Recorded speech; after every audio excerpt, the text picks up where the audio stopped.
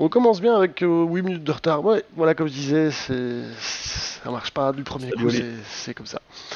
Salut Oli, t'arrives quand tout se passe bien? Ben oui, on a du beau monde ce soir, donc bonsoir à tout le monde. On va essayer de pas trop traîner du coup sur les petites news.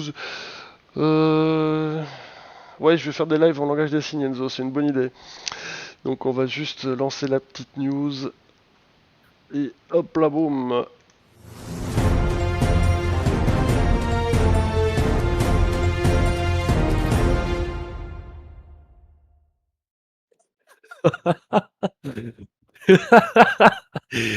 J'adore. Bon, voilà, je dois remettre sur chaque scène. J'espère que tout le monde me réentend toujours bien, que ça n'a pas sauté entre temps. Ce serait quand même dommage.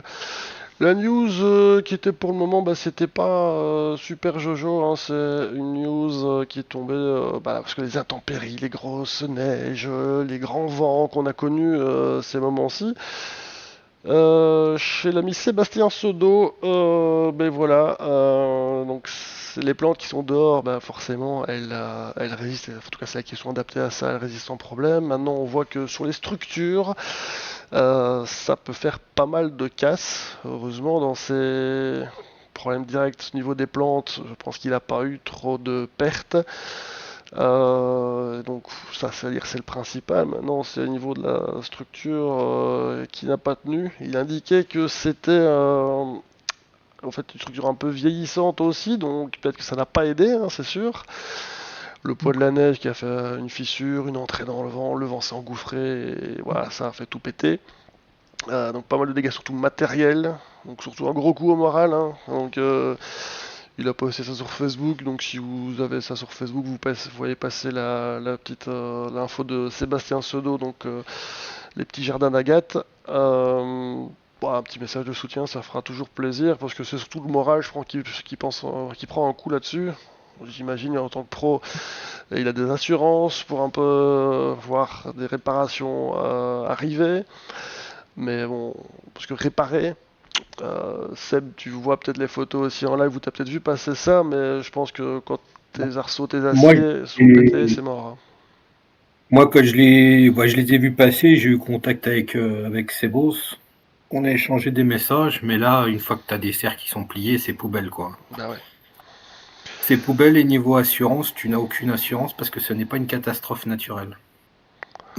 Ah, c'est pas repris. Oh, ça c'est moche, moche. Donc du coup, ça fait aussi un impact moral, mais financier, parce qu'il va falloir retaper tout ça. Ouais, très Il très m'a Ouais, parlé moche. complètement. il m'a parlé de 80 kilos par mètre carré qu'il y avait dessus. Ah ouais, ouais, ouais. Donc, comme il disait, sur une structure qui était un petit peu vieillissante, ouais, ça a pas tenu, ça a fait crack. Et bon, bah, je pense que le premier réflexe qu'on a, c'est d'aller vérifier bah, l'état des plantes, sauver ce qui doit être sauvé, ce qui est sauvable. Évidemment, bon, on voit que ça, au niveau des plantes, ok, il n'a pas trop posté de gros dégâts, mais il y en a certainement. Et puis mettre à l'abri les plantes qui sont censées être peut-être un peu plus protégées. Ensuite, bah, faire les réparations, c'est pas la meilleure des périodes pour le faire, mais bon, je pense qu'il n'y aura pas le choix. Il va falloir s'y atteler. Donc, bah, toi qui as eu contact, tu sais s'il a déjà un plan, s'il a déjà commencé les réparations ou ce qu'il va mettre en place pour relancer tout ça? Il devait voir ça ce week-end, ce qui était possible de refaire. Là, à cette heure-ci, il savait pas par quel bout commencer. Il savait Ouais. même pas s'il allait les remonter. Il sait pas ce qu'il va faire en fait. Hmm. Ouais. Mais apparemment, il n'a pas pu, parce que l'exploitation n'est pas sur place, donc apparemment, il n'a pas pu se rendre sur place pendant 2 jours parce que c'était pas déneigé. Là-bas, ils n'ont pas de saleuse. Donc apparemment, c'était impossible pour lui d'y aller. Et le lendemain, il s'est mis à pleuvoir et la neige a doublé de poids, quoi. Ouais, donc voilà, même aux pros ça arrive, en particulier évidemment ça peut vous arriver aussi. Moi je l'avais eu il y a quelques années bah, en tant que particulier, et bon, j'avais la chance d'avoir une plus petite structure, hein, c'était un petit truc, mais ça avait été couvert par l'assurance, donc bah, au final c'était juste plus de tracas et enfin, de petits problèmes sur du court terme, puis devoir remonter le truc, mais c'était voilà, c'était une petite infrastructure toute petite pour juste ma collection perso à l'époque. Mais c'est surtout comme je dis, ouais, le coup au moral et ouais, on sait pas trop quoi faire, on est un peu démunis face à ça, donc force et soutien à ses boss, à Sébastien Siodo des petits jardins d'Agathe. Courage à lui si vous le voyez passer sur les réseaux, ben j'ai un petit message d'encouragement.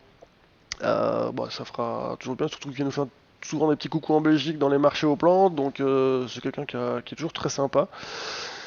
Et bon, bah, voilà, même que ce soit lui ou quelqu'un d'autre, c'est toujours dommage quand ça arrive, malheureusement. C'est la nature, on doit bien faire avec. Voilà. Mathieu, toi, t'as eu déjà des problèmes de cet ordre-là avec ta serre ou quoi? Non, pas vraiment, pas encore pour l'instant. Je croise les doigts, mais je t'avoue que j'étais un peu en stress après avoir vu ça. Je m'étais jamais vraiment inquiété pour ça, mais après avoir vu les images, je t'avoue que je surveillais les centimètres de neige qui s'accumulaient sur la mienne. Mais j'ai l'avantage qu'elle est beaucoup moins large que ça, et donc du coup, le poids ne se répartit pas de la même façon. Ouais, ce qu'on voit dans Euh, les images, ouais, il y mais a ouais, des trucs. mais voilà, ici enfin, on voyait certains pros qui avaient carrément enlevé les bâches pour éviter que ça arrive. C'est vrai que c'est peut-être pas plus mal non plus. Hmm. Maintenant, ils ont pas souvent de la neige comme ça non plus, je pense, par chez Ouais. nous. De ton Donc, côté, Seb, t'as eu des problèmes avec la neige et le Bah, vent? c'est ce que j'allais te dire. En fait, nous, on va dire qu'au niveau de tunnel, il y a des structures différentes suivant les régions que c'est que tu habites. Là, tu vas prendre le sud, le sud-ouest, tu vas être sur des serres beaucoup plus plates pour éviter de trop accumuler de chaleur en été à l'intérieur dans le demi-lune. Et les arceaux sont beaucoup plus espacés. Là, on dirait que c'est beau, c'est espacé au moins de 3 mètres. Et nous, on va être sur du arceau hyper resserré, on a plus d'arceaux, et Hmm. on va être sur de l'arceau qui est tous les 2 mètres maximum chez nous, et la forme est beaucoup plus arrondie. Moi, perso, pour la neige, j'ai pas de problème parce que la serre principale est chauffée, donc au fur et à mesure, elle fond sur la structure. Mais c'est vrai qu'on surveille toujours, on essaye de voir, il faut pas que ça dépasse 10 centimètres. Quand ça va commencer à dépasser 10 centimètres, on les secoue. Là, j'y ai encore passé juste avant qu'il pleuve, justement pour éviter que ça double de poids. On les a secoués, mais maintenant, nous, on en a 13 ici. Donc, ça prend un certain temps de tout secouer. Mais en général, ouais, on voit par rapport au glissement de la neige. Enfin, Mhm. nous, du coup, on a plus l'habitude dans l'Est, quoi. Ouais. Ouais, il a été surpris, pas habitué au changement climatique, qu'il a un peu un tantinet. Parce que ouais, je vois, il y a des arceaux, ils sont pliés de chez pliés, tu sais plus rien faire avec ça, là. voilà. Tu t'imagines le poids qu'il y avait là-dessus quand tu vois, enfin, pour plier une barre comme ça, il faut Ouais. quand même déjà y aller. Enfin, ça a tenu pendant longtemps, et là, cette année, c'était l'année de trop, donc bah voilà. Malheureusement, force et courage à ses boss. À fond. On Maillot, pense t'es à lui. prêt pour ta petite section dédiée à la plante à Maillot? Oh oui, bah écoute, on va faire ça vite fait, hein. Je vais pas rentrer dans les détails, surtout pour la montrer, je pense. Ouais. Mais après, on laissera la place à Seb. Ouais, ça marche. On attaquera les gloutonneries du coup en fin de live avec un petit casino, hein, si on a encore le temps, c'est prévu. Donc Yes. casino de graines et des lâchers de glouton pour les plus joueurs d'entre nous.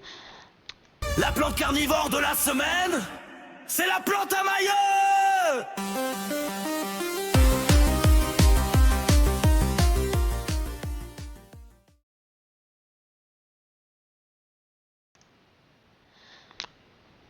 Voilà, voilà.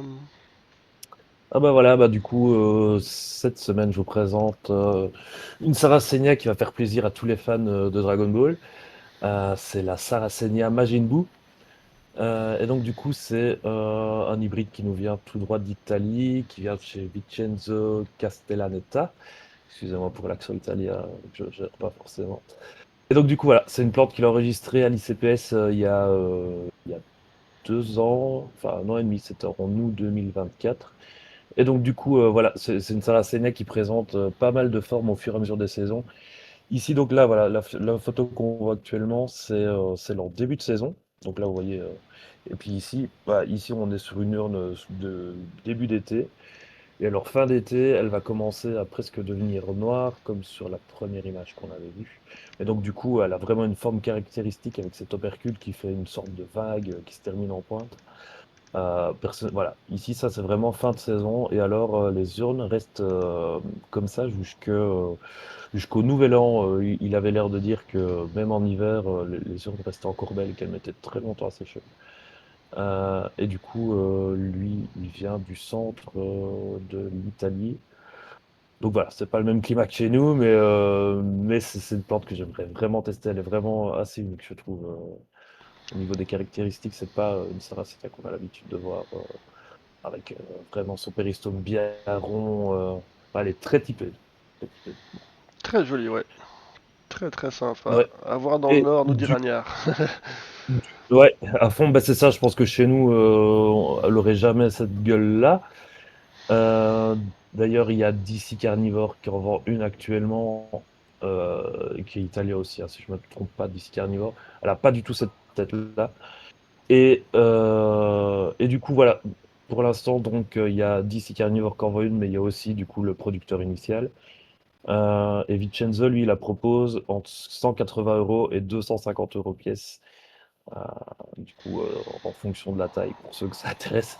Mais voilà, encore une beauté que j'aimerais bien mettre dans ma collection, mais à voir si elle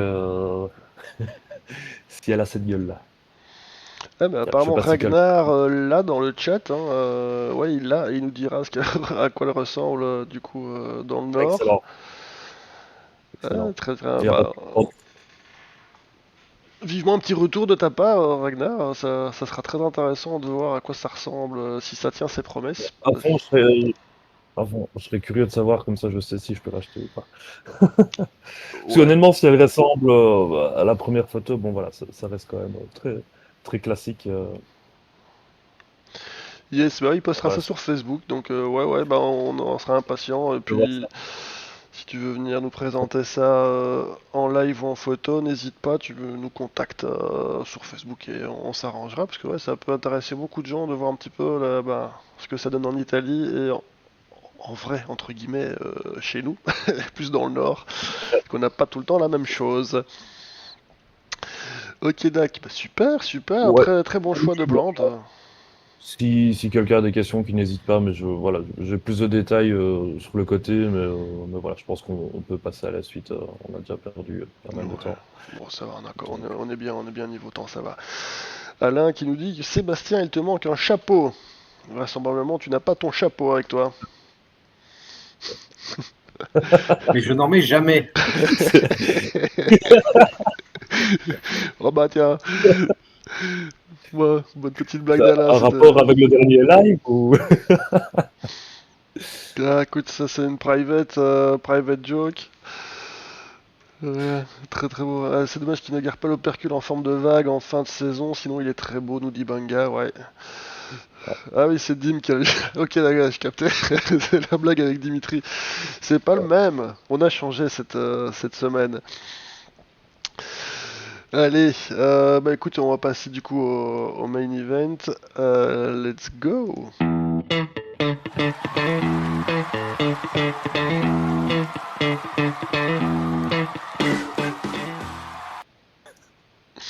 Carrément pas la même. Voili voilou. Ben voilà, Seb. Oui, c'est vrai qu'avec tous ces déboires, on t'a pas présenté, mais on va le faire maintenant pendant l'interview. Mais je pense, est-ce qu'il y a vraiment besoin de présenter Sébastien Joliot? Comme je l'ai mis dans l'intitulé, c'est un des piliers du marché français au niveau des plantes carnivores. Exotique, bah c'est lui, c'est monsieurplantcarnivore.fr. Donc voilà, la présentation, elle est vite réglée.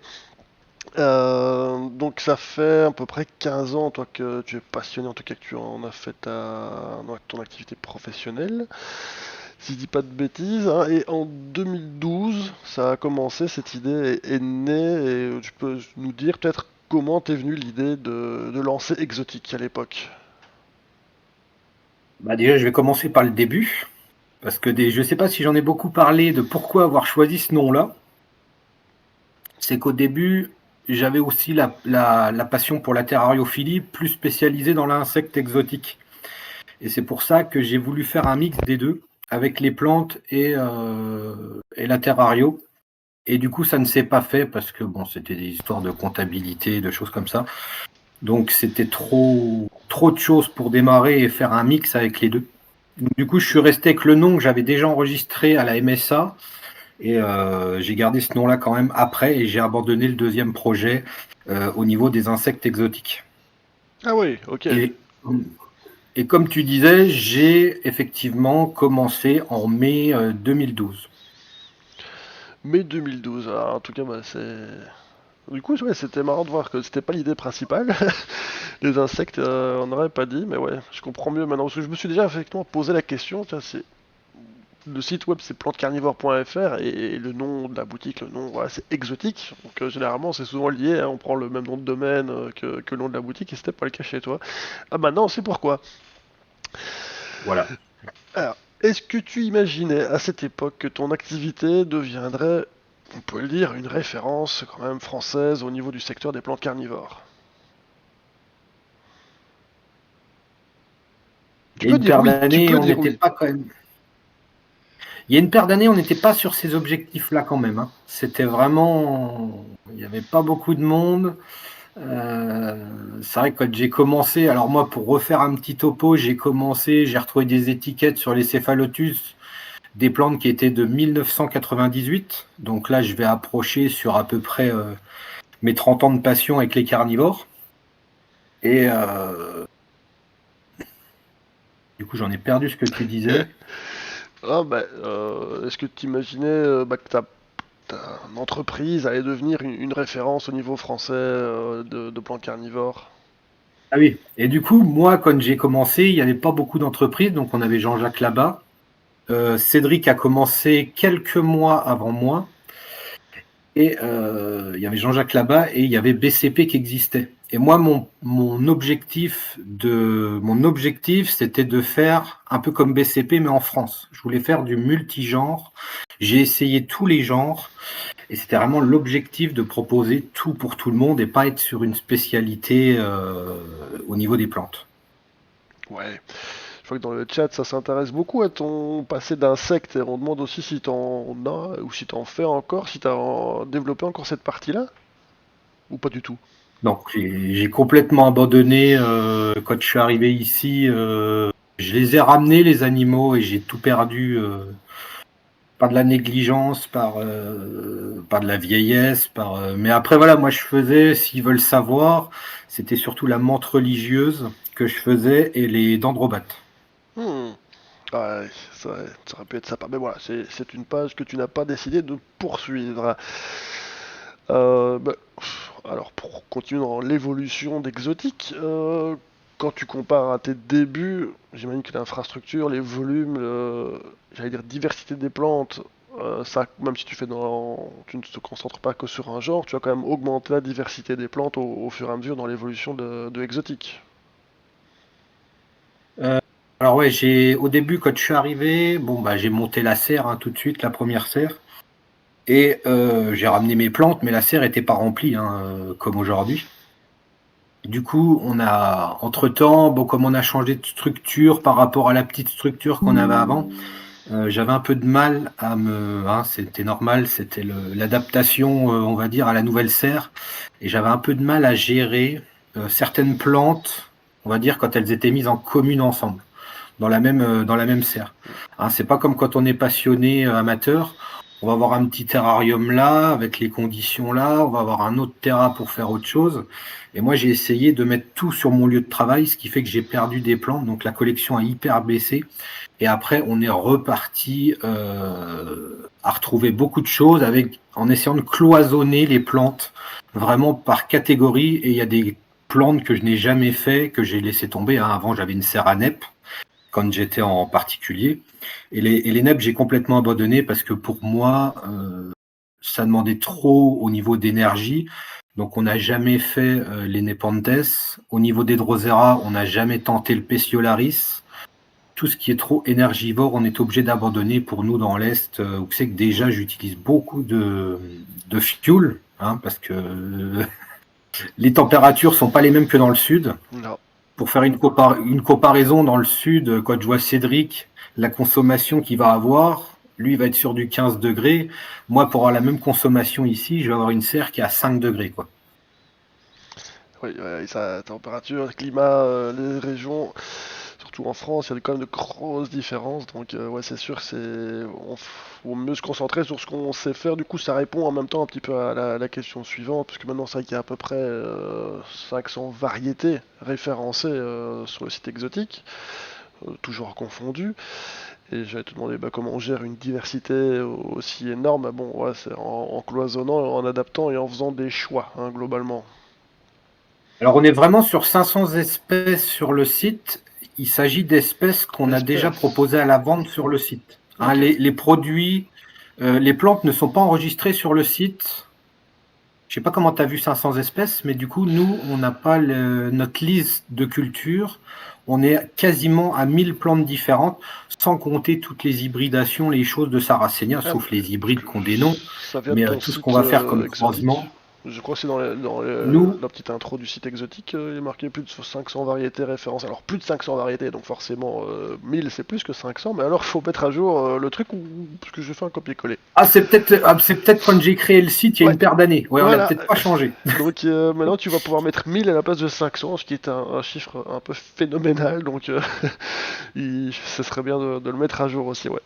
Tu vois, le live et l'interview a servi à mettre à jour le site exotique. Toujours trop dessus, mais la question, si j'ai trouvé le 500, je l'ai pas inventé, donc à revérifier, mais je pense que c'est ce que j'avais trouvé. Au niveau de l'histoire d'Exotique, tant qu'on est dans la partie d'évolution et de changement, quel est l'événement, peut-être le plus gros événement impactant dans l'histoire d'Exotique? Bah, moi perso, je penserais toujours à YouTube. Hein, c'est YouTube qui m'a fait évoluer d'un seul coup. J'ai commencé donc en 2012.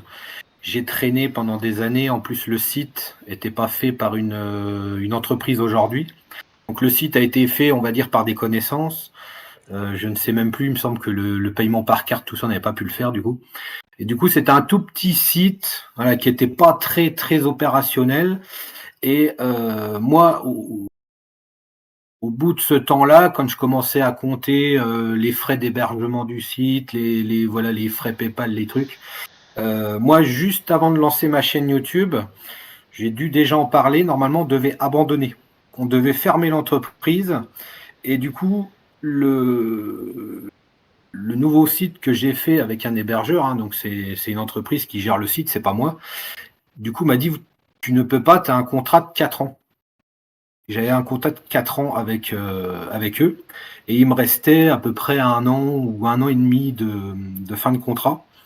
Et ils m'ont dit si tu arrêtes le site, tu dois nous payer la totalité. Donc moi, j'ai pas trouvé l'intérêt de fermer un site et de leur payer la totalité. Je préférais faire tourner le site encore 1 an et demi. Et du coup, on est parti sur les vidéos. On s'est dit, on va essayer quelque chose de nouveau, du nouveau qui se faisait à ce moment-là avec les vidéos YouTube. Bon, on sait qu'aujourd'hui, maintenant, il y a d'autres réseaux qui se développent que moi, j'utilise pas. Mais c'est vraiment YouTube qui a fait le déclenchement. Et du coup, quand j'ai lancé la chaîne YouTube, j'ai aussi abandonné le travail parce que j'avais un autre travail en plus de cette activité-là. D'accord. Donc tout s'est mélangé en même temps. Ok, donc le YouTube boom. Ok, bah heureusement que YouTube est arrivé, hein, c'est pour notre plus grand bonheur. Donc merci YouTube, c'est top. Bah, du Après coup, YouTube, on voulait le mettre en place, mais c'est comme toujours, on dit toujours on va le faire, on va le faire, on va le faire. Et en fait, les années passent et puis tu le fais pas, et puis en fait tu te rends compte que malgré le temps que tu y passes, et en fait d'un autre côté ça te développe autre chose que nous on n'aurait jamais pensé à ce moment-là. ouais, ok. Donc de 2012 à 2026 maintenant, vu qu'on est dans cette nouvelle année 2026, quand tu regardes en arrière, qu'est-ce que tu dirais au Sébastien d'il y a 15 ans? Je me dis peut-être que j'aurais peut-être pas dû abandonner finalement. Ça marche. Mailleux, est-ce qu'il y a des questions sur le chat? Je pense que c'est en ébullition là. Oui, bah, donc du coup, pour revenir sur ta vidéo YouTube, comme tu en parlais il y a quelques secondes, il y a Olivier qui demandait, il a suivi tes conseils sur les Darlingtonia sur YouTube, et du coup, il se demandait si tu en vendais toujours. Alors, Darlingtonia, j'en vends, mais il faut savoir que Darlingtonia, dès que j'en mets sur le site, ça part n'importe quelle quantité, ça va partir sous 48 heures. Ok. Ça Et va très vite. bah ouais, du coup, bah tant mieux, hein. Tant mieux. Ça Et du part coup, très vite et c'est très long à produire. Mm. Très très ouais, long à du coup, reproduire. tu fais ça par semi ou par division ou les deux? On fait les deux. Bon, ok. Ok, ok, ouais. Bah, c'est vrai que Le c'est long, hein, SMI, le SMI, ça va te faire de la quantité, mais très longue. Là, j'ai des Ouais, SMI, franchement, pour faire un truc vendable, je sais pas sur combien d'années on va partir, sur 4 ou 5 ans. Alors que le stolon, on est obligé d'attendre que tu aies un stolon qui sorte. Pour les multiplier, il faut les faire raciner. On sait jamais trop si ça va faire des stolons. Bon, on a des variétés qui stolonnent un peu plus, mais si je prends les nouvelles variétés que j'ai eues, comme le Red Alpine ou des choses comme ça, pour l'instant, j'ai eu qu'un seul stolon en 4-5 ans que j'ai des plantes, quoi. ouais, en effet. En effet.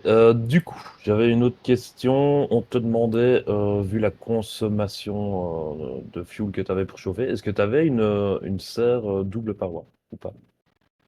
Non, Non. Ok. j'ai pas pu.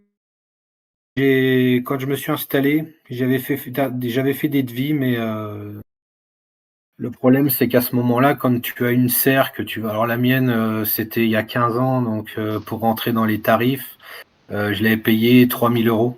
Donc c'est une vanne par 6 de mètres, vanne par Ouais. 6 mètres en pied droit. Alors, j'étais obligé de prendre du pied droit à cause des tablettes. Ça coûtait 3 000 €. Quand j'ai fait un autre devis chez, je sais plus comment, chez Richel, parce que c'est Richel qui faisait à ce moment-là les parois gonflables, on était plus sur du 7 000 € pour la même serre. Donc c'est pour ça que je suis resté. Je me suis dit que j'allais consommer plus, mais j'ai préféré choisir une serre comme ça. Ouais, ça se comprend, ça se comprend. Et donc, du coup, est-ce que tu fais d'autres plantes que les carniers? Est-ce que tu fais du maraîchage, par exemple? Ah bah ça oui, je fais le maraîchage. En plantes de collection, je suis que sur les carnivores. Je me suis jamais éparpillé. Mhm. Avant, j'avais une autre passion, c'était le cactus. Mais le cactus, j'ai abandonné parce que c'était trop long à pousser. Ouais, Je suis ça c'est reparti sûr. sur la carnivore après. Donc quand j'étais plus jeune, hein, je faisais des cactus. Après, je suis parti sur la carnivore. Et après, on a notre grosse partie, effectivement, maraîchage, qui reste.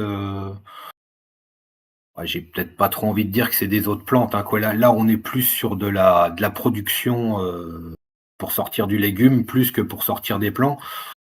Hormis que on va faire les petits plants au mois de mai pour les jardins, quoi.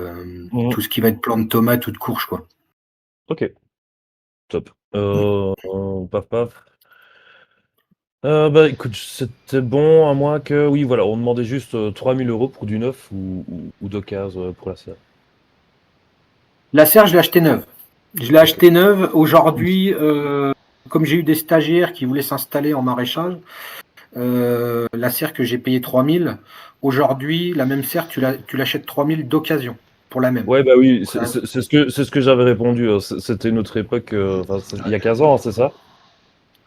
c'était ouais, c'était en 2012, début Ouais. 2012. Après, moi, je l'ai fait faire pas sur mesure, mais je l'ai acheté à une entreprise qui est à 1 heure d'ici, qui plie du tube. Hein. C'est pas de la serre Richel ou de la fil claire.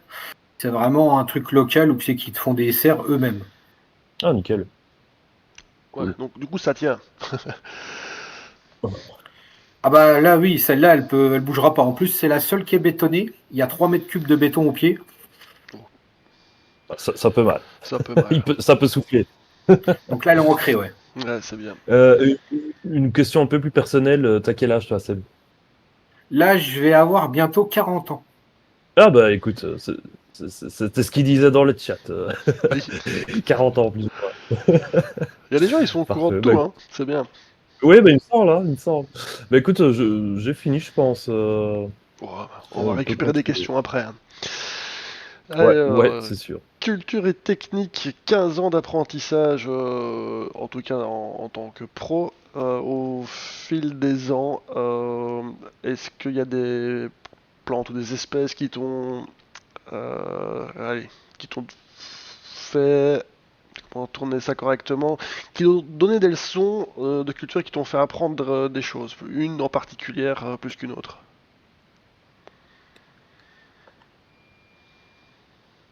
Moi, je pense que je penserai toujours au Pincula US. D'accord. Pincula US, hein, avec Primuliflora, Planifolia. Moi, il y a 15 ans en arrière, ça, c'était. Personne n'avait ça en collection. Personne n'arrivait à maintenir ça. Il y a encore des plantes qu'on n'arrive pas à maintenir, mais je vais dire les principaux, Primuliflora et Planifolia, parce que les autres, j'ai encore du mal à les maintenir. Mais ça, on les maintenait pas et on ne comprenait pas pourquoi, alors que c'était simplement un tout petit détail qui fait que c'est Romain Quinet qui m'avait mis sur la voie au niveau de la plante qui devait être immergée complet. Ok, donc un bon Après, détail qui a son moi, je voulais importance. rajouter un truc, c'est que dans l'évolution que j'ai eue en 15 ans, j'ai pas eu une évolution personnelle. J'ai fait beaucoup d'observations avec les plantes. J'ai essayé des choses, des substrats, des conditions immergées en dehors de l'eau, machin. Mais le principal que j'ai eu, c'est les contacts que j'avais sur Messenger, que ce soit français ou internationaux. J'ai vraiment discuté beaucoup avec des personnes qui étaient vraiment spécifiques du milieu, de chaque genre de plante, et pas variées comme moi. Donc, je pense surtout au Pincula, où c'est que j'ai passé énormément d'heures à discuter, par exemple, avec Eric Patra.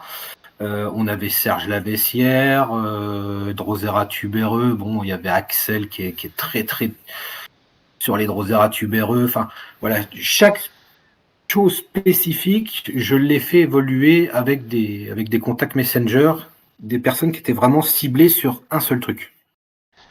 Bonne technique apparemment. En tout cas, ça porte ses fruits. Très bien. Est-ce qu'il y a une plante, ou plusieurs, mais on va dire une en particulier, que tu as complètement abandonnée? Alors, dans les plantes abandonnées, j'ai abandonné Jean Lycéa et j'ai abandonné tout ce qui est de plantes annuelles. Ouais, on peut comprendre pourquoi. Ok, j'ai dit ça parce que Cycle, ça passe pas, ouais.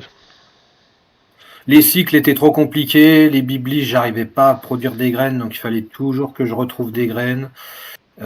Très compliqué en plus pour la vente. La vente Ah oui. du biblis annuel, malheureusement. Alors il fallait les semer de bonne heure dans un endroit chaud et il fallait qu'ils soient prêts sur mai, sur avril-mai. Il fallait qu'ils soient prêts à être expédiés. Parce que comme c'est des plantes annuelles, ça n'avait pas d'intérêt de les recevoir en octobre. Donc il fallait pouvoir les expédier, qu'ils aient une certaine taille pour rentrer dans les protections. Donc du coup c'était trop, voilà, c'était trop, j'ai abandonné. Il y a le Roridula gorgonias aussi que j'ai fait quand je suis allé au EE, mais depuis j'ai pas ressemé parce que j'arrive pas bien à les envoyer. Ils arrivaient une fois sur deux, bon, parce que si tu avais une atmosphère trop confinée, ils pourrissaient sur place, même si ça arrive en 48 heures. Donc ouais, il y a des trucs qu'on a abandonnés, qu'on a toujours en culture, mais qu'on a abandonné aussi pour la vente. Donc tout ce qui est Biblis annuel, j'ai complètement abandonné. Jean Lycéa, j'ai laissé tomber. Mais par contre, voilà, le Roridula, je l'ai toujours en collection, quoi. Mhm. Ok, nice. Au niveau des défis climatiques actuels par rapport à ceux d'il y a 10-15 ans, est-ce que tu vois du changement? Alors, il y a 10-15 ans, j'aurais peut-être dit que ça brûlait un petit peu plus aujourd'hui et qu'on avait peut-être moins de problèmes de sécheresse au niveau des réserves d'eau. Ouais. Donc ça, c'est vraiment un truc que je dis régulièrement. Essayez de voir la quantité d'eau que vous avez besoin en période toujours juillet-août, pour si jamais il n'y a pas une goutte d'eau pendant juillet-août. C'est la quantité d'eau qu'il vous faudra automatiquement. On ne peut pas partir sur sur un petit bidon de 1000 litres et puis d'attendre qu'il pleut pour pouvoir avoir de l'eau. Hein. C'est des trucs qu'on voit régulièrement hein, et puis ça passe en osmoseur en catastrophe. Mais moi, niveau climatique, le problème, c'est qu'on arrive toujours en serre à gérer le climat, quoi. Hein. Donc, il va faire trop chaud, on va utiliser de l'ombrage, on va mouiller le sol. Enfin, il y a différentes combines pour faire face à ça, quoi. Ok, donc plus l'étape de sécheresse à contrôler par rapport à il y a 15 ans, c'était peut-être un peu plus simple. Ça tapait un petit peu moins niveau soleil, niveau chaleur en tout cas. Mais il y avait moins de plantes aussi, quoi. Il y avait moins de serre. Oui, Oui, parce que plus il y a des plantes aussi, plus il faut de la flotte, hein. C'est sûr que c'est moins facile à gérer quand on a des milliers et des milliers. Quand on a 3-4, bon bah, ça y a aucun souci. Après, ce qui étonne toujours, c'est que moi, j'ai refait creuser un bassin qui fait 75 mètres cubes, hein, donc 75 000 litres. Ça étonne toujours parce que moi, 75 mètres cubes, s'il ne pleut pas, je le passe en 15 jours. Je parle avec les cultures extérieures de maraîchage, hein. Donc, malgré que j'ai un gros bassin derrière, ça me fera 15 jours. Ouais. T'as 15 jours de tampon et là tu pries la pluie pour que ça se remplisse quoi. Je fais 15 jours, 3 semaines avec 75 mètres cubes. C'est fou, ça tabasse quand même. C'est non. Est-ce qu'il y a une plante qui t'a surpris dans sa difficulté et dans sa facilité dans l'autre sens?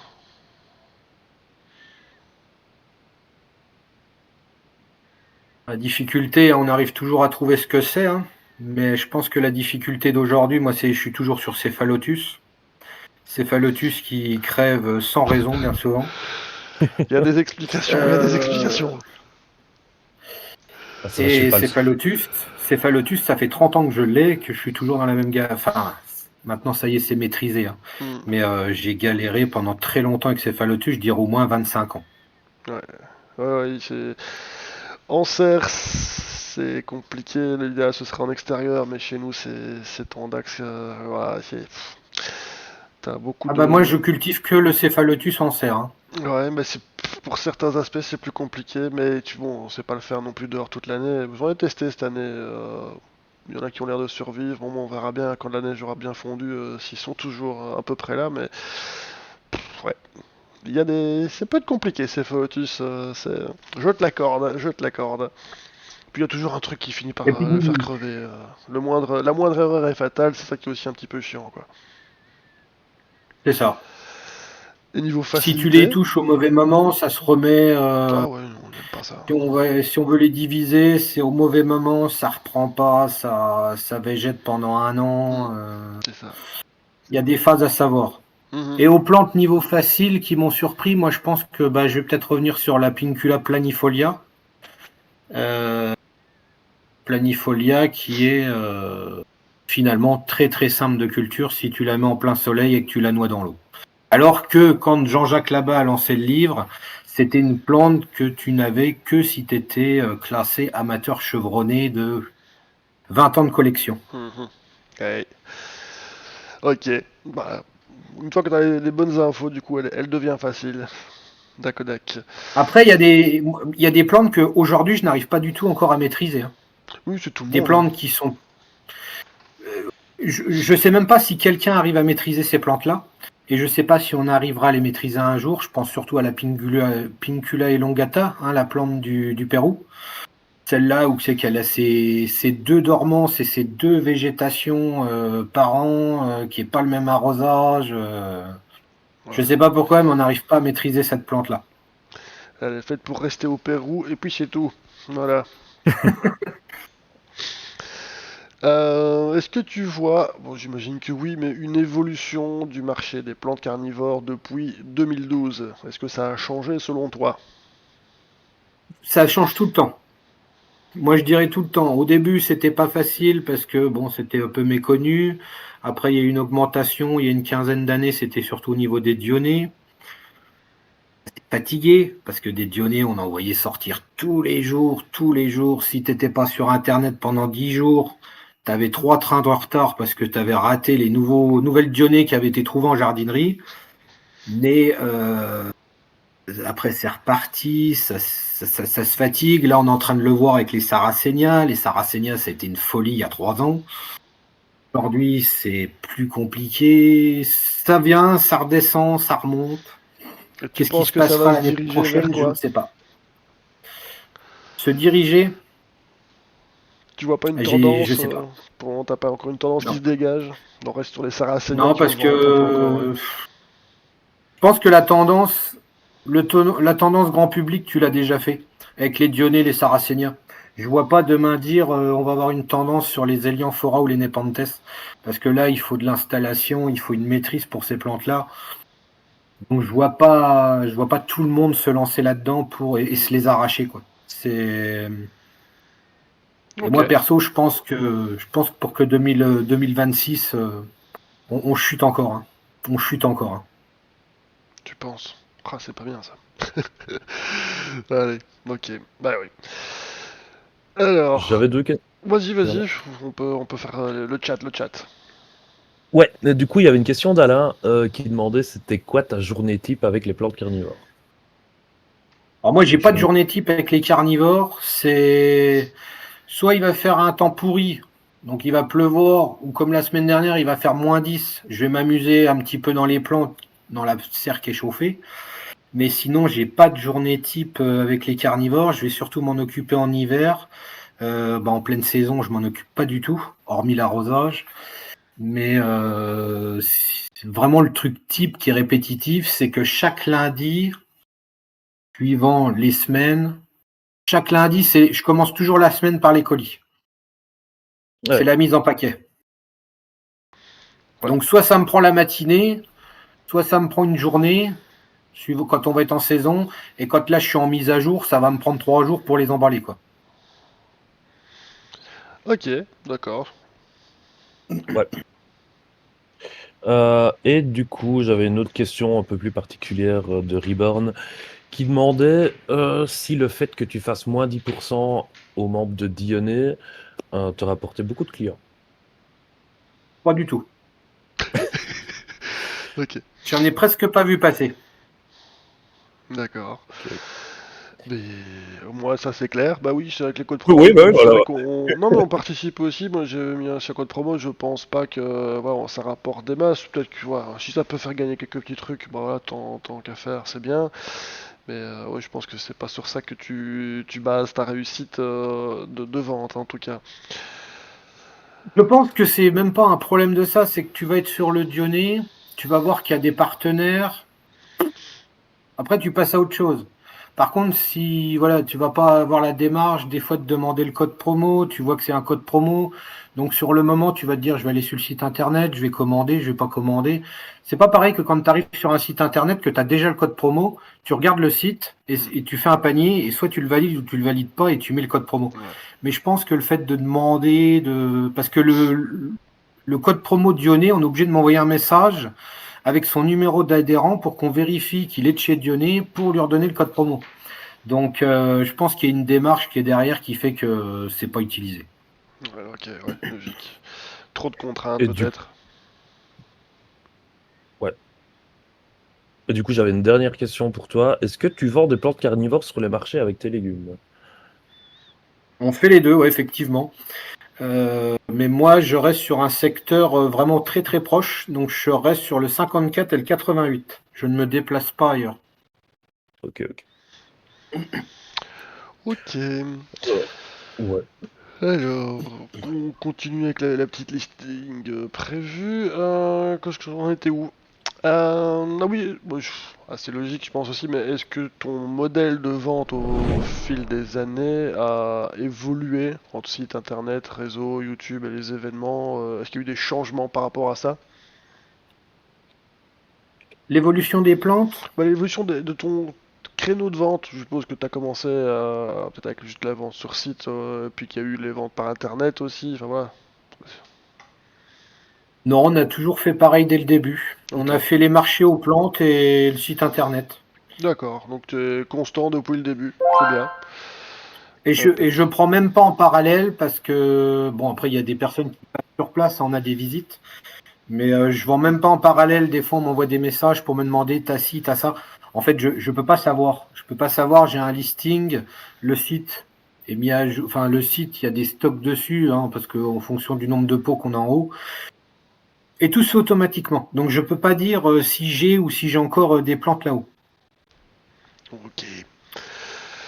Est-ce que la clientèle a changé sur la période des 15 ans? Est-ce que tu vois un profil qui évolue ou qui change au niveau de tes clients? Ah, après, je vais dire que ça la clientèle sera toujours la même, hein. T'as tous les âges, hein. T'as tous les âges. T'as même des personnes très âgées qui commandent.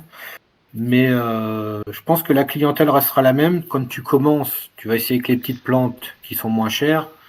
Tu commences à être collectionneur, tu vas vouloir des raretés. Mais non, je vois pas de différence, hormis comme on a connu il y a une quinzaine d'années où c'est qu'on n'avait pas les codes. On n'avait pas les codes des plantes. Tu vendais un Sarracenia Ruggelli, tu vendais un Sarracenia rubricorpora. Aujourd'hui, c'est beaucoup de clones, c'est beaucoup d'hybrides. L'hybride se faisait quasiment pas non plus à ce moment-là. C'était vraiment des hybrides de jardinerie. Mais j'ai envie de dire, la clientèle, les achats évoluent de la même manière que les collections. Ok. Et au niveau justement des plantes ou des variétés peut-être très rares, est-ce que tu as une vision par rapport à ça? Ça t'intéresse d'aller dans vraiment la niche de la niche ou tu préfères te rester dans des trucs un peu plus communs? Alors, ça dépend ce qu'on va appeler plantes rares. Moi, je dis toujours les plantes rares, c'est un grand mot.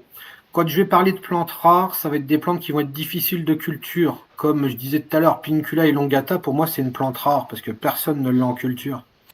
Des choses qui sont difficiles à garder. Par contre, quand on va me parler d'un Sarracenia rare à la moment de sa sortie, théoriquement, c'est normal que la plante soit rare au début. Mais dans 15 ans, elle sera plus rare. On la verra partout. Ouais. Donc, c'est vrai que les mots rareté, c'est un peu. Des fois, c'est mal interprété pour suivant les plantes qu'on va classer dans plantes rares. Mais on essaye de suivre. On essaye de suivre. Hein. Après, on a acheté des Sarracenia comme tout le monde. Mais aujourd'hui, on va dire que je ralentis la cadence à ce niveau-là, au niveau des plantes rares, au niveau surtout des Sarracenia. Oui, c'est difficile de suivre tout le temps la mode. Après, c'est comme tout le monde. Nous, on est là pour faire tourner aussi. Bon, on fait la passion, mais on a aussi un commerce. Et le problème, c'est que ça chute tellement vite. Je peux pas aller aujourd'hui acheter une Sarracenia qui va se vendre 800 € par exemple. Et puis l'année d'après ou dans 2 ans, quand je vais la diviser, je peux pas me retrouver avec des plants que je vais vendre 100 € tellement elle a décoté. Donc il faut vraiment toujours calculer. Hein, il y a des plantes qu'on n'a pas aujourd'hui, qu'on a décidé de ne pas avoir, qu'on attend justement cette décote parce qu'on sait que ça va être la catastrophe derrière. Et oui, toujours le même problème avec ces plantes qu'on vend à des prix dingues et qu'il faut... Enfin ouais, c'est le même problème pour tout le monde ça. Quel a été pour toi le plus gros défi dans toute l'aventure exotique? Le plus gros défi, je pense que c'est de me lancer. Ah bah ouais, oui, c'est le début, ok. Et ton plus Mais beau moment? moi, c'est toujours ce que j'ai voulu faire. J'ai fait mes études horticoles. Derrière, c'était pour monter une entreprise, quoi. C'était pas pour me retrouver salarié. Après, ça a été un peu long. J'ai travaillé pendant 14 ans en parallèle.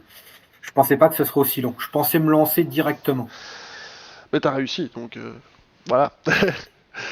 Ouais, donc ça c'est bien. Donc ouais, le plus gros défi relevé c'était se lancer. Et ton plus beau moment, alors celui qui te marque le plus dans toute l'aventure, pour le moment, qui n'est pas fini.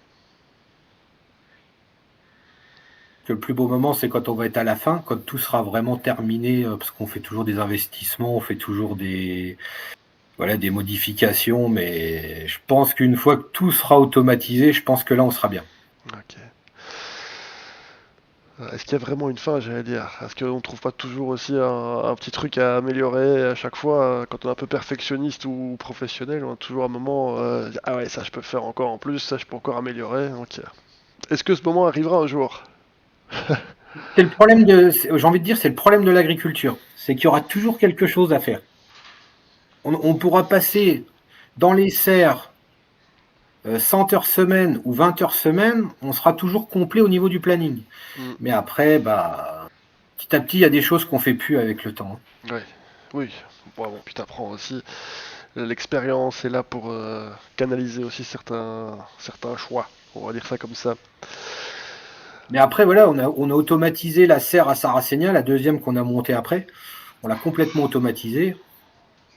Aujourd'hui, je fais pas un seul arrosage dans celle-là. C'est beau Alors ça. que ça me prend, si je remplis les bacs qui font Ouais, 20 cm de haut, je pars pour 2 heures d'arrosage. ouais, c'est un gros gain de temps, ça c'est un gros step-up quand tu sais mettre ça en place, c'est magique. Parce que l'arrosage, ouais, c'est long.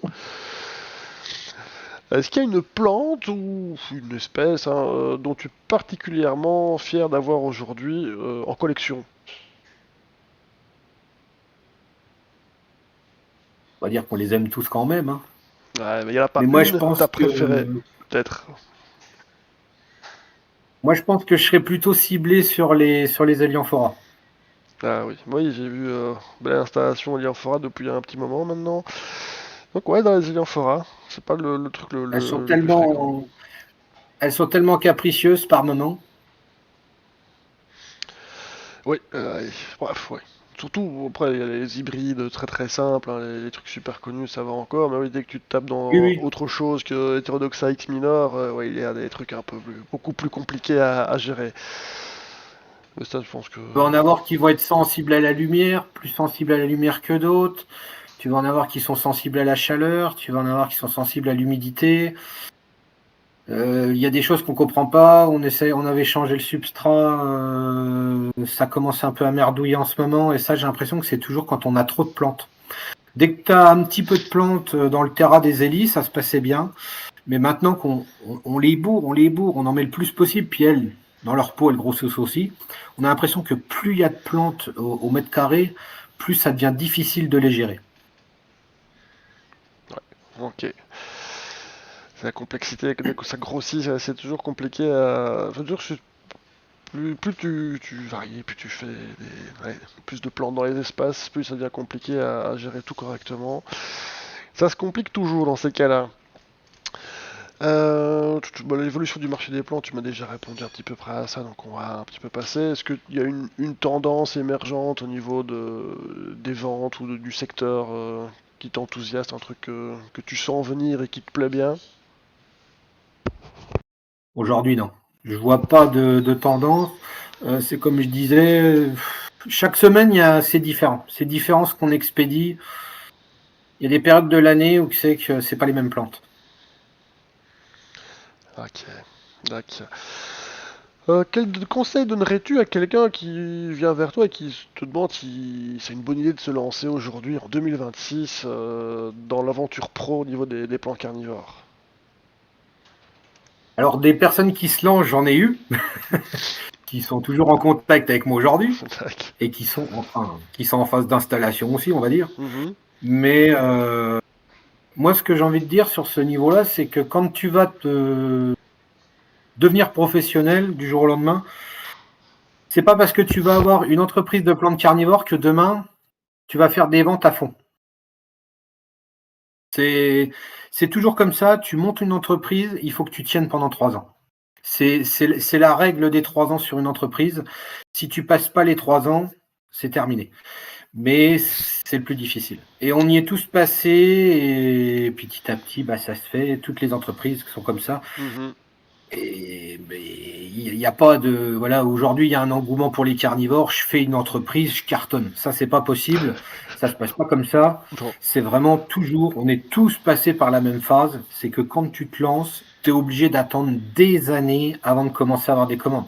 Moi, je sais qu'au début, quand je me suis lancé, c'était vraiment minable. Et puis, au fil des années, ben, ça évolue tout doucement, quoi. Mais je pense que c'est la patience. Ouais. Du coup, quel projet d'ici, tu as fait déjà 15 ans, d'ici 15 ans maintenant dans l'avenir, qu'est-ce que tu aimerais mettre en place pour Exotique? Quels sont tes plans sur la comète? Pour l'instant, j'en ai pas. J'en ai plus. Moi, ce que je voulais, c'était monter la deuxième serre pour faire les Sarracenia de SMI. Faire un petit peu de semis. Donc là, j'ai ma deuxième serre. Perso, je vois pas l'intérêt de monter encore des serres supplémentaires pour finalement les remplir pour rien. Donc, moi, j'aime bien avoir du roulement. Ok, donc là tu vas J'aime bien stabiliser avoir les du choses roulement. avant de penser à de nouveaux projets alors.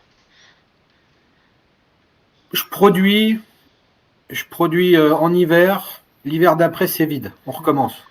Mais j'aime pas partir sur 3-4 serres.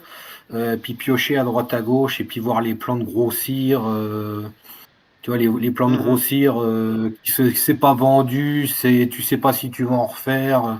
Donc au moins il y a du roulement et puis ça nous évite aussi de chauffer des choses pour rien, quoi. Ouais, c'est une belle approche, hein, l'air de rien. Enfin, je trouve, c'est une bonne vision des choses. Bon, on arrive tout doucement à la fin de l'interview, donc les petites questions un petit peu plus perso. Il y en a une que tu m'as demandé de pas poser, donc je vais pas la poser. Et qu'est-ce que cette aventure alors t'aura appris sur toi-même? Je pense que au début, on se dit est-ce qu'on va y arriver, est-ce qu'on va pas y arriver, que ce soit pour la partie aussi maraîchage. C'est toujours compliqué quand tu pars de zéro, hein. Moi, même quand j'ai travaillé, te dire que tu vas te débrouiller tout seul, est-ce que tu vas y arriver? Est-ce que tu vas réussir à amener les cultures aux phases finales tout seul? Et ben, au final, au bout d'un moment, tu te dis oui. Donc, moi, j'ai réussi. Maintenant, j'arrive à me débrouiller tout seul. Donc, Ouais, monsieur Matt, du coup, t'as gagné confiance en toi et estime de toi en plus, et fierté. et de toute façon, c'était ce que je voulais faire c'est ce que je voulais faire. De toute façon, comme phase finale, c'était vraiment travailler sur place et travailler pour moi, quoi. Un bel accomplissement Pour avoir personnel alors. pour avoir une reconnaissance derrière, Ok, impeccable, impeccable. on va dire. Dernière question pour finir ça. Où peut-on te suivre, te rencontrer ou acheter tes plantes à l'heure actuelle? C'est comme je disais, le site internet. Je vais mettre Donc ça le site dans internet, on vend. pixelteam.fr. Je vais le taper sur le chat. Voilà, comme ça, tout le monde l'aura. Et puis, bah, je prends les visites. On a toujours des visites. L'adresse sera à trouver Visites évidemment sur sur le place. site. Le site, ouais, elle est sur le site. On est dans l'Est, dans le 54. Et bah, les marchés aux plantes, quoi. Après, les marchés aux plantes, j'ai pas de collectionneur, moi, dans le coin. Pas vraiment de collectionneur. Donc, c'est vraiment du ciblage de plantes, de semis, de choses comme ça. Mais on va pas s'amuser à ramener des élianphora Mhm. ou des Ok. drosera un peu spécifiques, quoi. D'accord. Pour ma part, c'est fini. Déjà, merci d'avance. Mais il y a encore les questions dans le chat. Donc, Mathieu, je Yes. t'en prie. Ouais, il y en a quelques-unes en plus. Donc, du coup, c'est Banga qui demandait est-ce que tu avais souvent des nuisibles? Et du coup, moi, je vais rajouter comment traites-tu ça? Les nuisibles, moi on va dire qu'au mois d'avril, au moment du réveil, on a beaucoup le puceron. Ouais. Beaucoup le puceron sur les pincula et les drosera. Et puis la cochenille. La cochenille qui revient toujours en climat, on va dire au mois d'août, quand Ah oui, l'atmosphère devient plus sèche. on en parlait justement une fois sur le groupe Facebook que nous, on n'a pas ça ici en Belgique. Et Ouais. c'est ça qui est bizarre parce qu'en effet, t'es vraiment pas loin de nous et pourtant ici, on connaît pas quoi. La Les cochenille, invasions. pour moi, ça vient à force d'avoir trop de plantes. Ça revient aux phases un peu comme les élianphora. Dès que tu as trop de plantes confinées au même endroit, il y a des zones qui sont toujours sèches, hein, qui n'ont jamais d'humidité, donc elles arrivent à s'installer. Il n'y a pas les prédateurs naturels. Et puis pour répondre à qu'est-ce qu'on fait derrière ça, eh ben, on va traiter. On va utiliser des traitements.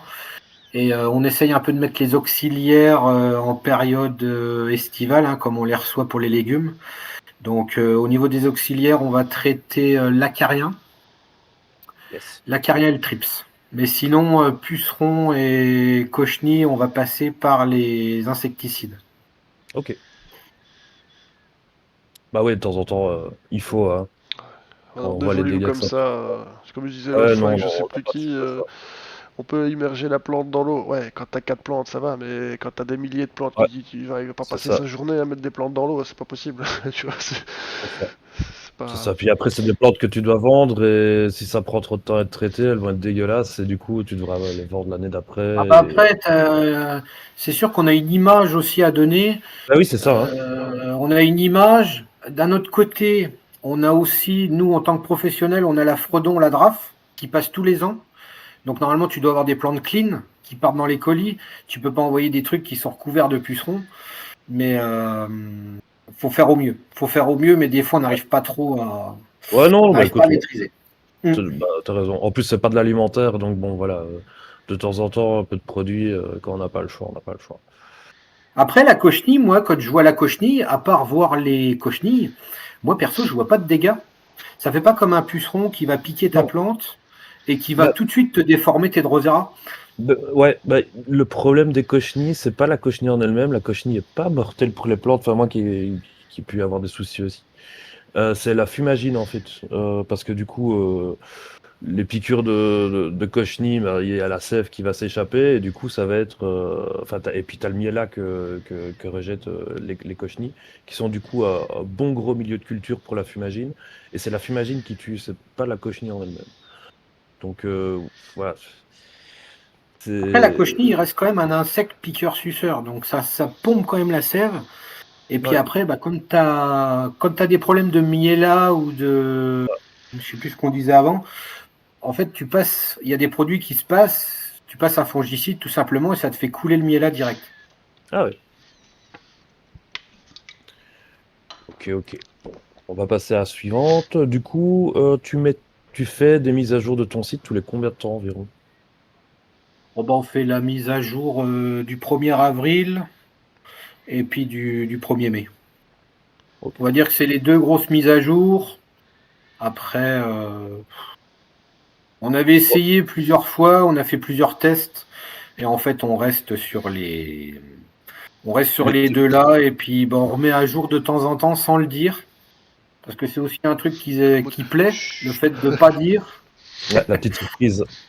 Quand on va diviser les Sarracenia comme en ce moment, on n'en parle pas. Donc du coup, les gens sont contents, ils passent, ils voient qu'il y a des choses intéressantes d'un seul coup qui sont atterries sur le site. Donc ça permet aussi d'avoir de la visite sur le site plutôt que d'attendre, comme certains professionnels aujourd'hui qui annoncent des mises à jour à chaque fois. Ouais. Du coup, t'as une absence de visiteurs sur le site parce que bah, t'as pas annoncé de mise à jour. Ouais, bah oui, c'est ça. Ici, au moins, ça oblige un peu les gens à aller voir régulièrement sur ton site.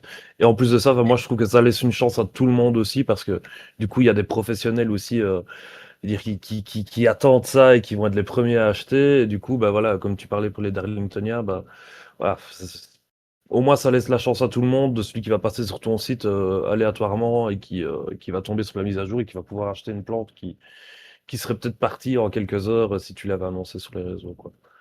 Ouais, c'est ça, parce que moi, des fois, je vois, quand je vais rajouter des plantes, donc on a des clients habitués, hein, mais quand je vais rajouter des plantes d'un seul coup comme ça, dans la nuit, automatiquement, j'ai des commandes. Donc, il y a forcément des personnes qui passent sans arrêt pour voir s'il y a des nouveautés. Et,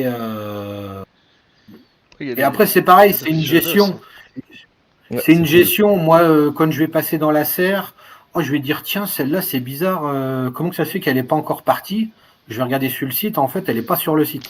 Donc, je vais la réactiver tout de suite sur le site. Et puis, je vais pas m'amuser à dire mise à jour parce que j'ai Ouais, ajouté bah oui, 3 plantes sur le site, quoi. c'est ça. Mais après, ça se voit pas forcément. C'est le problème des sites, c'est que on va remettre des plantes qui n'ont pas été sur le site depuis un moment. On va les remettre en stock. Et en fait, ils passent pas dans les nouveautés parce que nous derrière, on les a pas créés au niveau de nouveaux articles. Donc, ils passent pas dans les nouveautés comme si pour dire qu'ils viennent d'être remis en route. Ouais, Donc si les produits sont déjà créés sur le site, tu les réactualises en mettant du stock, ça passe inaperçu, quoi. ok, ok. Du coup, est-ce que tu fais des croisements toi-même? Est-ce que tu as déjà même des croisements enregistrés Enregistrer, non. On est en train de justement, faut que je le fasse. Mais là, en enregistrement, on va enregistrer la Dionée châtaine que j'avais et puis une nouvelle Sarracenia que j'avais fait passer sur Facebook. Là, je vais essayer d'enregistrer la White Fire. C'est un Ouais, Wilkerson par Royal Ruby. ouais, on l'avait vu passer. Très bien. Donc celle-là, je vais essayer de l'enregistrer et on a quelques plantes qui sont mis de côté pour voir ce que ça donne là cette année, parce qu'ils sont vraiment repassés en gros pot. Donc on aimerait bien voir ce que ça donne.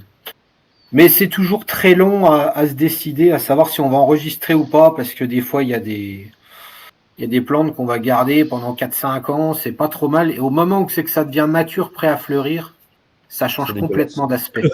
Ouais, ouais. C'est toujours imprévisible, c'est ça le problème. Et l'air de rien, c'est une perte de temps et d'espace pendant quand même. Ouais. Enfin, ouais. Pendant le long Après, il y a des terme. plans qui ont été enregistrés aujourd'hui qui sont complètement à la trappe, hein. Donc, Ouais. que plus personne ne Ouais, ça veut. veut rien dire. C'est sûr, ça veut rien dire. Ça veut rien dire. Est-ce que tu travailles seul ou tu es accompagné dans ton métier? Nous, ici, on travaille en couple. Génial. Mais la partie carnivore, c'est que moi qui m'en occupe. Écoute, c'est déjà bien, hein? C'est déjà bien. C'est cool.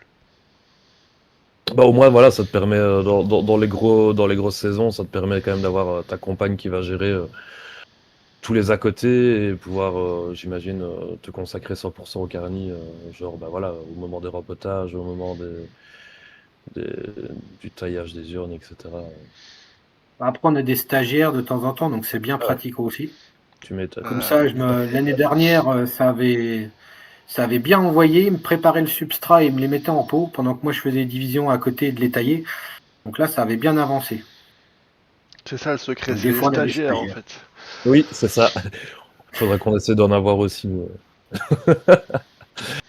Alors, quelle bonne pratique, tips ou astuces d'amateur ne fonctionne pas chez un pro?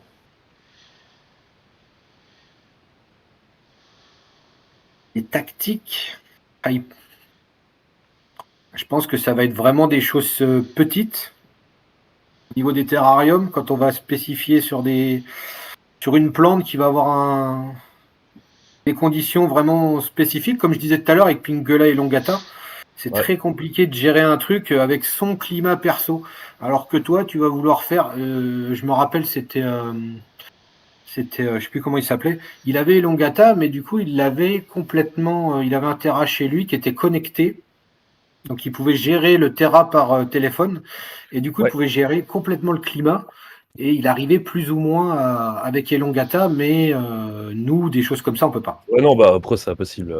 Mais ouais, maintenant, on fait des trucs de dingue. J'avais déjà vu pour les terrains, tu sélectionnes le climat d'où la plante vient, et du coup, elle a le climat en temps réel de cette région-là qui est reproduit dans son terrain. C'est un truc de dingue. Mais j'imagine que, ouais, niveau pro, c'est un peu compliqué. Bah, Après, je notamment trouve qu'au niveau comme. des plantes, des fois, on en fait un petit peu de trop. On en fait un petit peu de trop quand même à dire qu'on va faire exactement comme le milieu naturel. Parce que si tu regardes ton climat à toi, je pense que d'une année à l'autre, il ne se ressemble pas forcément. Bah oui, c'est ça. Là, tu vas dire, il faut absolument que ma plante soit à 20 degrés. Tu vas aller en milieu naturel, ça se trouve, il va avoir 18, un coup 16, un coup 25 degrés. Donc, il y a beaucoup de variances de température.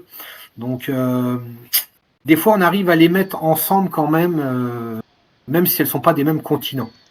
Bah oui, bah comme pour les NEP, hein. Enfin, moi, c'est à ça que me faisait un peu penser la question. Enfin, quand tu vois les pros qui cultivent des NEP, bah t'as des NEP qui viennent d'absolument partout, qui sont exactement dans la même serre. Et bon, voilà, parfois tu peux même mélanger des lowlands et des highlands.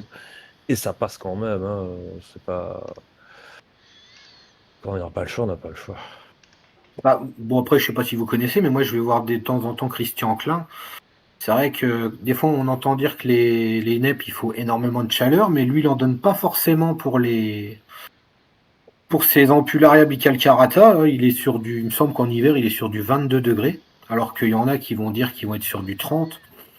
Après, moi, je connais pas trop, mais c'est vrai que des fois, hein, suivant si tu as plus de soleil, si tu es plus gris, ça peut jouer aussi, hein. Ouais, ben c'était Dorian Hakar, hein, qui avait descendu son ampoule jusqu'à 2 degrés pendant l'hiver. Et elle avait très bien tenu aussi. Il nous Hmm. avait parlé de ça une fois. Ah oui, j'avais Euh, pas vu ça. ouais, bah, c'était il y a 2-3 ans, hein. C'était chez David, si je me souviens bien. Mais oui, c'est ça. Bah, d'ailleurs, on a un ami là, ici, Johan, qui vient de temps en temps faire des lives. Lui, ses NEP, bah, l'hiver, elles descendent jusqu'à 5 degrés et ça passe, hein. Enfin, il a 15 degrés maximum en journée, 5 degrés la nuit. Et voilà, elles vont très bien comme ça. Et il a même des résultats qui parfois dépassent Ouais, certaines personnes qui se surprenant des cassent fois. Ouais, c'est ça, qui se cassent le cul à avoir des conditions top. Et lui, au final, a des meilleurs résultats en les bousculant un petit peu, quoi, hein, en les poussant dans le retranchement. Ok, ok. Donc, est-ce que j'avais encore une question? Euh, Ouais, est-ce que tu as une collection vraiment privée à toi sur le côté, voilà, vraiment ta petite collection à toi? Non, les plantes sont mélangées avec les autres. Ok. Donc c'est vrai que quand ils viennent, ils ont tendance à dire est-ce que je peux prendre ci, est-ce que je peux prendre ça. Non! Donc le plus facile, Non, pas le celle-là. plus facile, vraiment on a des étiquettes écrites au crayon de papier et les autres, les notes sont écrites à l'imprimante. Donc ils savent que après, savent que le gros pot de Legacy qui est là ou de Saurus, c'est pas touche quoi. C'est Tu Chef, je m'étonnes. peux prendre le gros pot qui est là, il a l'air sympa là. Non, 5 euros, hein, ça, 5 euros. Hein. 5 euros. Non. Tac. Ah non, je pense qu'on était bon. Je vérifie. Non, non. Je suis bon niveau question. J'ai Ok. tout posé. J'ai Nice, tout nice, posé. nice. Bon. Bon, Yes. je pense que voilà, on a fait le beau tour du propriétaire. Hein, donc, merci Seb pour cette interview et tes anecdotes et ta petite histoire et ta passion que tu nous as brièvement raconté. On pourra encore rester des heures et des heures, mais bon, pas on de est déjà souci. à 22h20. Vite une question Carnidro qui demande ta Saracenia préférée. Ma quoi? Ta Saracenia préférée. Préféré? Bah, avant j'avais le top 3, mais moi je reste quand même sur Atlas 5. Moi Atlas j'aime 5. beaucoup Atlas 5. Mhm. J'aimais Ouais. beaucoup Legacy. Legacy et Asbo. C'était vraiment les plantes que je voulais quand je me suis lancé dans les hybrides. Et Verdi aussi, il me semble, hein, chez toi. Le quoi? La Verdi. La Verdi? Ouais, la Non, non. Goldie toute verte, c'est ta préférée, je pense. Non? Non, non, celle-là on n'a pas ici. C'est C'est interdit. du jaune pur. La fameuse Verdi, qui est très répandue dans les collections. Ok. Mais après, moi, voilà, moi j'aime bien tout ça, mais c'est vrai que ça surprend toujours. Mais la plante que je vais toujours laisser de côté, ça va être la Dionée. C'est vraiment, normalement, c'est l'emblématique, mais la Dionée, c'est pas trop, trop, trop quand même mon délire. J'aime bien en avoir des trucs assez spécifiques, mais je vais plutôt passer mon temps à regarder les Zélie ou à regarder les Sarracenia plutôt que les Dionnées, quoi. Ah ouais, bah, chacun ses petites préférences, puis les préférences évoluent au fur et à mesure du temps aussi. Hein. Je change aussi assez souvent, mais ça a des goûts, les couleurs, ça change, et les choix aussi. Nos préférences évoluent. Une petite dernière question par contre Daxius. Est-ce que tu as des pings de type Raspberry blonde? Raspberry blonde, je l'ai, mais je l'ai en collection. Donc il ne la vend pas. En tout cas pas maintenant. Il y a des plantes que je n'arrive pas à bouturer. Ok, bah voilà, Daxius, ce sera pas pour tout de suite, vraisemblablement. Pourquoi je ne sais pas. Quand tu sauras, tu nous le diras. Il y a des espèces qui se bouturent bien, on arrive toujours à les reproduire, mais alors raspberry, dès que je coupe des feuilles, ça moisit sans arrêt. J'arrive pas à la multiplier. Hmm. Ah. Allez, Aquatique, Mais après, j'ai une petite c'est vrai que question qui peut être fun. raspberry, c'est quand même une sacrée belle plante, quoi. Ouais. Mais Est-ce on que... arrive à la retrouver un peu plus facilement aujourd'hui. Ouais. Moi, quand Ok. je l'ai eu, je l'avais fait venir directement du Mexique. Ah quand oui. elle est, quand on la trouvait pas ici. Mais aujourd'hui, on arrive à la retrouver un peu plus facilement, quoi. Et je me demande si c'est pas une de chez vous aussi, euh, Christelle. Je me demande si elle l'avait pas trouvée en jardinerie, qu'elle m'avait dit. Hmm. Je vois difficilement quel producteur irait foutre ça sur un truc hollandais ou danois ou quoi. Ils font vraiment pas ça. Bah bon, écoute, pourquoi pas. Hein, mais... Après, on a Thomas Caro qui lance des fois des plantes dans les jardineries du coin, Hmm. Oui, mais comme bon. il alimente, je crois, les jardineries Oui, d'Allemagne. oui, lui il fait ça, Mais lui. et des fois, il y a des choses comme ça improbables qui passent, mais on trouvera pas ça ailleurs, quoi. En parlant de jardinerie, il y a Aquatique qui nous demande est-ce que des fois tu vas en jardinerie et que tu poses des questions bêtes et méchantes sur les carnivores aux vendeurs spécialisés en carnivores des jardineries? Alors, les jardineries, déjà, j'y mets rarement les pieds. J'y vais jamais, parce que du coup, j'ai pas d'intérêt à y aller. Moi, quand j'ai besoin de matériel ou de trucs, je vais appeler mes fournisseurs. Et je ne vends pas en jardinerie parce qu'ils ont déjà des plateformes. Ils ont déjà des plateformes qui leur vendent des trucs Ouais. à des prix que moi je peux pas sortir, quoi. Ouais, non. Et Christelle, t'avais raison, elle l'a bien trouvé chez un particulier allemand. La fameuse. Ah, c'est un particulier, je crois que c'était une jardinerie, moi. Non, bah, elle vient de répondre que c'est chez un particulier, donc voilà, Ok. t'as l'info. Ok, c'est cool, 22h23. On pourrait rester encore des heures, mais là, on avait promis de pas faire plus qu'1 heure. On a décalé un petit peu parce qu'on a eu des aléas techniques, mais qui font partie du live maintenant, c'est la coutume, mais ça devrait plus arriver.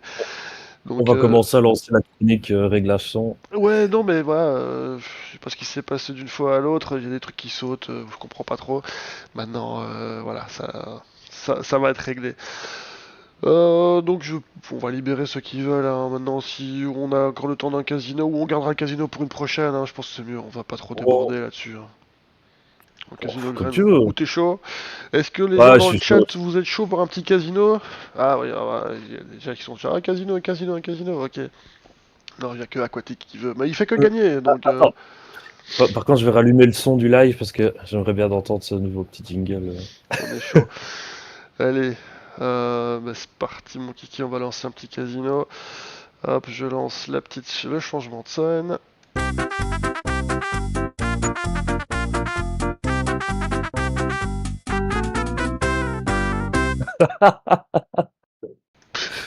Voilà. Ah, j'adore. Excellent. Allez, c'est parti pour un tirage. Si je me souviens de la commande. Parce que, oh, putain, en plus, on n'a pas lancé beaucoup. C'est Carnidrogue. Bon, enfin, quel est donc ce pseudo? Bug. Donc tu dois taper point d'exclamation stop Carnidrogue. Y'a que moi qui peux le faire, Carnidog. le point d'exclamation tirage. Ah, ouais, c'est moi, je suis en train de filmer c'est Carnidog. Il m'a fait tripler Carnidog. Ah, t'as failli faire la banqueroute, mais tu gagnes 5 graines de Sarracenia, Ah. Carnidog. Ah là là. Ça aurait pu être la banqueroute, ça aurait été mieux, mais... Enfin, ça aurait été drôle. Voilà, super. Bah, je te laisse voir avec Mayo, tu le PM sur Facebook, sur Messenger, ici sur Twitch. Et puis vous arrangez pour l'envoi des 5 petites graines. Bon, je sais qu'il est un peu plus généreux que d'habitude, mais bon, Ouais, oui, ne t'en fais pas. J'en vois rarement que 5 graines. c'est plus pour le fun qu'autre chose que les 5 graines. Par contre, Carnidog, je ne peux pas t'envoyer de chuchotement parce que visiblement tu les as bloqués. Donc du coup, si tu sais me retrouver sur Facebook, c'est Mathieu de Pau, P-A-U-W. Voilà. Je suis sur le groupe Les Gloutonnes, sinon sur le groupe Carnivore FR. Il est partout, On voit Mathieu. mon... Ouais. Enfin, voilà. Si Allez. t'arrives à me retrouver. Bah, Seb, le petit mot de la fin, parce que je pense que tu travailles demain comme beaucoup de gens, donc je te laisse le petit mot de la fin. Est-ce que t'as été content de Ah, venir? demain, je travaille un peu comme je veux. Ouais. C'est l'avantage. Non, bah écoutez, bah merci de mettre que je sois passé. Au moins, ça me permet de me remontrer un petit peu. Parce que les lives, je n'en fais plus Oui. depuis un petit moment. Et ça, on me le demande régulièrement. Et les petits lives, je ne les fais plus pour cause personnelle, si je puis dire, à cause d'enfants, quoi. Ouais. Tout simplement parce que c'est très compliqué de maintenir, de dire que je serai là à une certaine heure que je ne suis pas sûr de tenir, quoi. Donc je ne préfère ne rien annoncer pour l'instant. Mhm. Mais ça reviendra plus tard. Oui, puis ouais, tu es le bienvenu sur la chaîne À fond. ici quand tu veux, toujours très sympa, donc il n'y a aucun souci. Quand tu as des petites annonces, si tu veux pas trop t'emmerder, bah, tu peux passer par ici. On fera évidemment le relais, la pub, la promo, chaque fois qu'on voit des trucs de ton côté, ben, on essaie de partager les infos aussi, hein, comme on fait avec tous les producteurs qui nous suivent et qu'on aime et qu'on adore. Donc y a pas de souci avec ça, on s'arrange. Dès que t'es chaud, comme t'as fait la dernière fois, ben voilà, on se met ça en place. Ça marche. Bah écoutez, voilà, je pense qu'on va clôturer sur un petit passage juste de la chaîne Glouton pour ceux qui veulent faire un petit peu de capture dans tous les sens et s'amuser un petit peu. Et puis pour le reste, les motiver à aller faire dodo. C'est le moment, c'est l'instant. Donc Seb, un tout grand merci et puis bon repos et puis bon courage pour la suite, hein. Pas de souci, merci, bonne soirée à tous. Bonne soirée. Bonne soirée, ciao, ciao, ciao. Ciao, ciao. Je vais faire balancer tout ça. Allez.